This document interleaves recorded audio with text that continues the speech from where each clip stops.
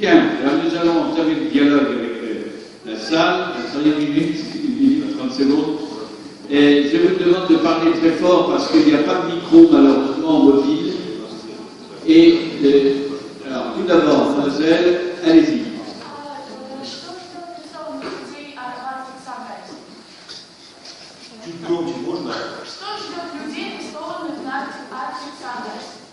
Qu'est-ce qui attend les militants de Greenpeace arrêtés avec Sunrise?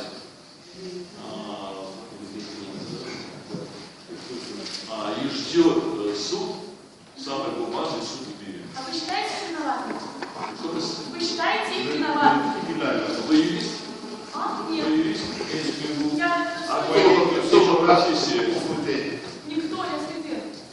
А на каком факультете вы учитесь? Пока что учу только язык. Вы считаете лично, вы считаете их виноватыми? Je suis étudiante, j'apprends la langue pour l'instant. Я прошу прощения, вот за разъяснение элементарных вещей девушки, которая учит язык. Виновным лицо признает только суд. Je demande de voir les commissaires de l'audience afin d'expliquer les choses évidentes à la jeune demoiselle qui apprend la langue. Le tribunal est la seule instance à reconnaître ces gens coupables ou non coupables. Наша задача собрать объективные доказательства их виновности или невиновности и передать дело в случае с прокурора чиновничьей части. Notre tâche est de rassembler les preuves de leur culpabilité ou inculpabilité et les transmettre au procureur pour apporter devant le tribunal. Bien, il y a d'autres questions par là, oui, monsieur?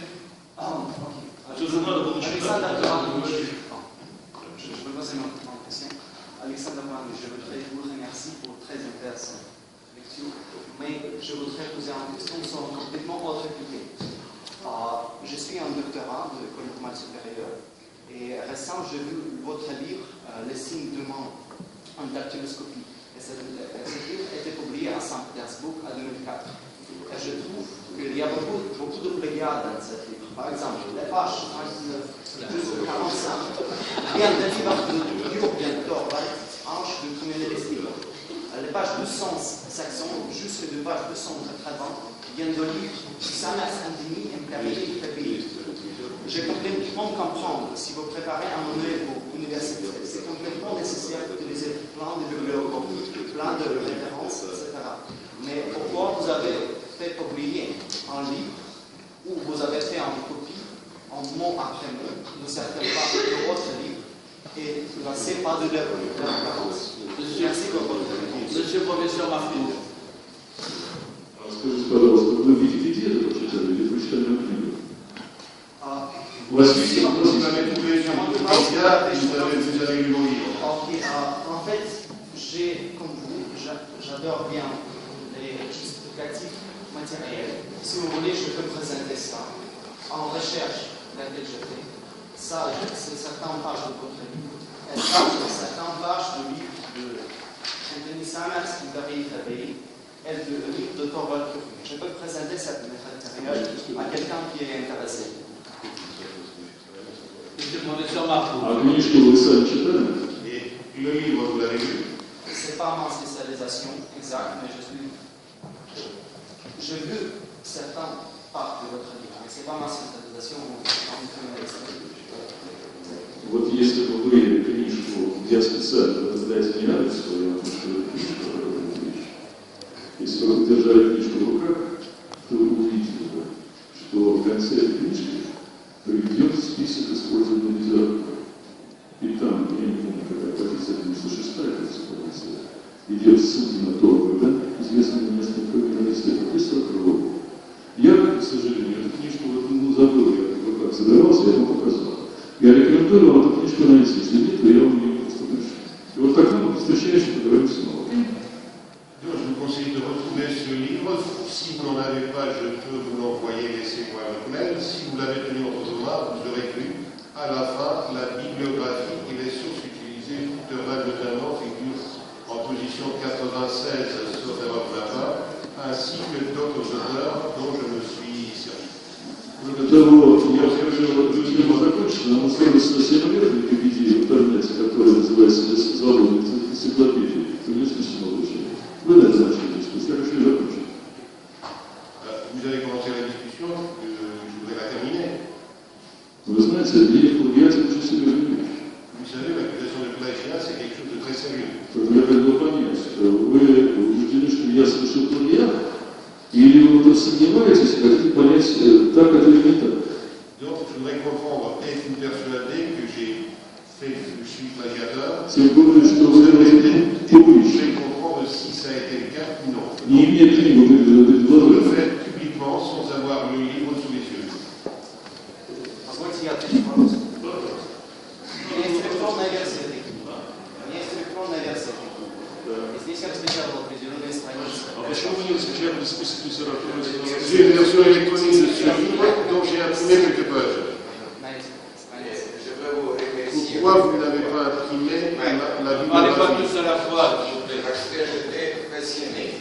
J'ai écouté très attentivement votre contribution et je trouve que c'est, vous savez, je suis maintenant fier parce que je suis de Leningrad, Saint-Pétersbourg, voilà, et j'ai apprécié les réformes que vous proposez parce que, et c'est évident, parce que à pays qui est dirigé, qui est tous les trois partis du pouvoir, juridique, pouvoir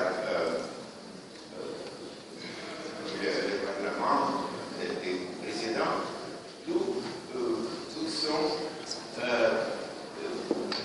formés comme juristes. Par exemple, vous êtes juriste, vous êtes le chef de l'unité des enquêtes. Votre président, M. Poutine, aussi, il est fini l'université de Leningrad. Voilà, même s'il a été première fois l'autre profession, en français, c'est Barroso en France. Chez nous, c'est voilà. Et M. Medvedev aussi, c'est un juriste. C'est pourquoi là aussi, même pas besoin de diviser les pouvoirs. Tous les pouvoirs, et si je ne suis pas juriste, je ne suis pas avocat, mais je veux vous défendre aussi parce qu'il y a la calamité de tous les pays. Votre mademoiselle dit quelque chose.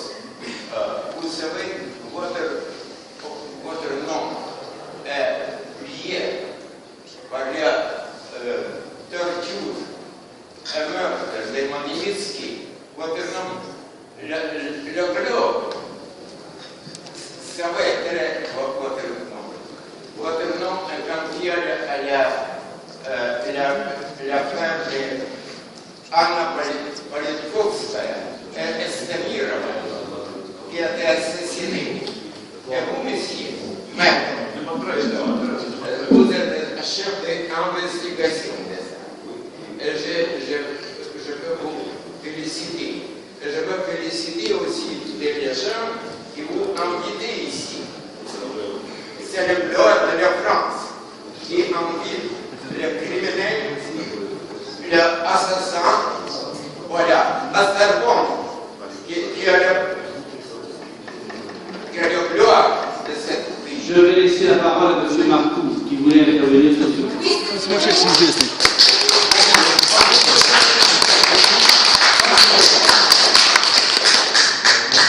En micro. Bien. Voilà, je voulais revenir un petit peu au fond de cette discussion qui porte sur la procédure pénale. En France et en Russie, nous avons vu dans les échanges que derrière les notions, des mots semblables, placent quelquefois des notions juridiques qui sont différentes. Et au-delà des incidents et des problèmes qui se posent dans le fonctionnement de tout système pénal, nous sommes ici pour discuter de la raison et du fonctionnement de ces systèmes. Alors à ce sujet, en ce qui concerne les réformes qui ont eu lieu en Russie, et notamment la loi fédérale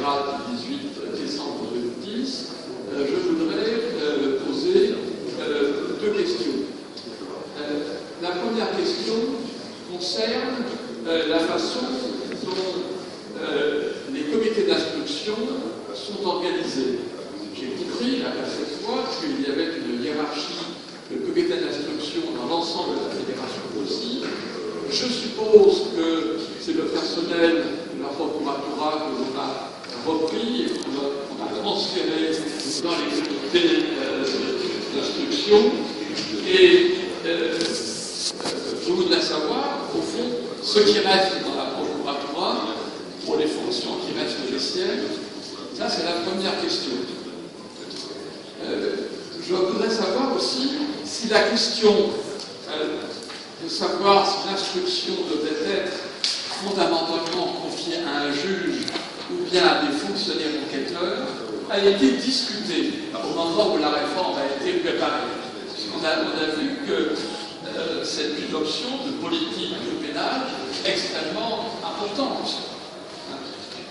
Et apparemment, en Russie, comme dans d'autres pays européens, la fonction d'instruction n'est pas destinée à être confiée à des magistrats. Donc j'aimerais savoir si cette option a été discutée. Une troisième question que j'aimerais poser concerne la saisine. Qui détermine le cadre de l'instruction qui est poursuivie par le comité d'instruction? Est-ce qu'il doit être saisi par des personnes poursuivantes, par un procureur? Est-ce qu'il peut se saisir lui-même? Ça me paraît un point très important. En France, une instruction est ouverte par un réquisitoire formulé par un procureur.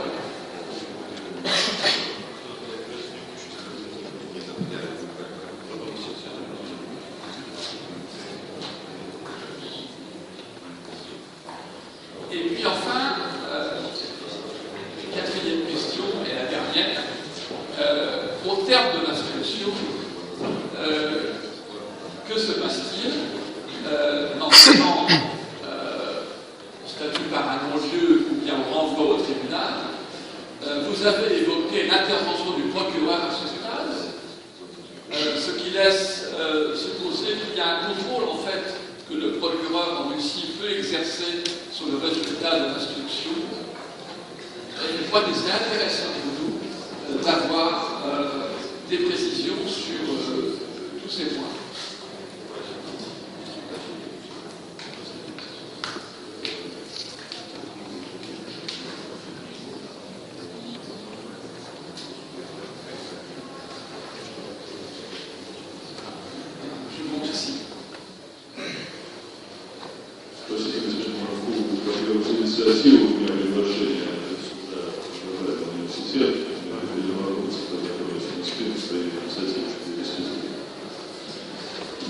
Je vous remercie, M. Barou, avant tout de m'avoir invité ici, puisque c'est à Moscou que nous avons fait votre connaissance et que vous étiez à l'origine de la visite.